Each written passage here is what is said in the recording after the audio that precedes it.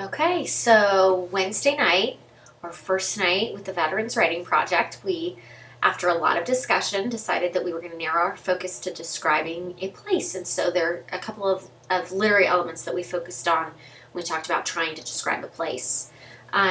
We didn't really get to the journal starters yet, but if you take a look at the homework, Ken's actually you're going to email it to them.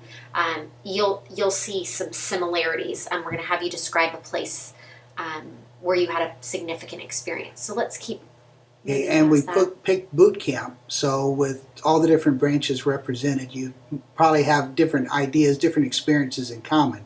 So we'll use that kind of as a common base as we talk through the next few weeks. But this isn't something you necessarily have to write about. One of the first things that you really need to consider as you begin writing is who is your audience? How much background do they have? Do you need to provide any? And of course, is your audience young? Is it old? Do you have an audience at all? Are you writing for yourself?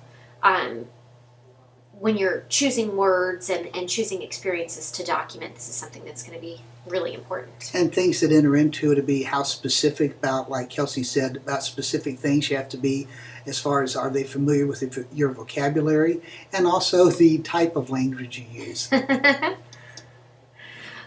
Something that we had a lot of discussion about last night was details to incorporate in your piece. We focused a lot on sensory detail, and I'm sure you've already figured out quickly that I left a sense off this list. Sight, smell, sound, touch, and taste, which we talked about last night, was a really important sense. And so that's something else that you'll see on the Pathfinder that Ken made. He's going to email you the link to it. There's an excerpt from a piece by John Steinbeck that is full of sensory detail, so you kind of see how to go about doing that. And if you missed last night, speaking of taste, you missed some really good cookies that Kelsey brought. And some good coffee that Ken made.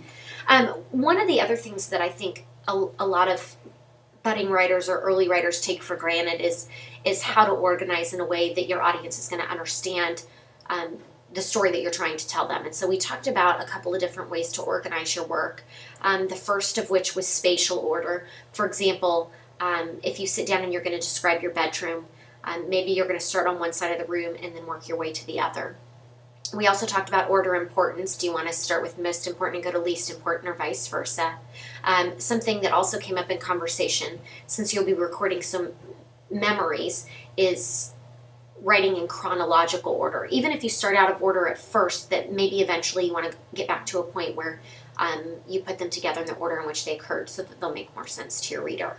Yeah, it all depends if you think more linearly. I jump around a lot, but then, like I said, after you write various pieces, it would be fairly easy to put them in an order like that.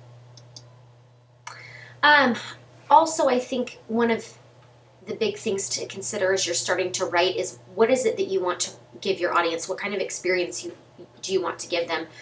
What kind of emotional experience? We wonder and heard last night about someone maybe wanting to write for future generations in their family, maybe children or grandchildren, or is someone wanting to publish for the general public? So what is it that you want your audience to understand? Something that we talk a lot about when we study how to be good readers is tone, the writer's attitude. And so that's something that you're thinking about right now. What is your attitude towards your subject matter, and what's the message that you want to send them?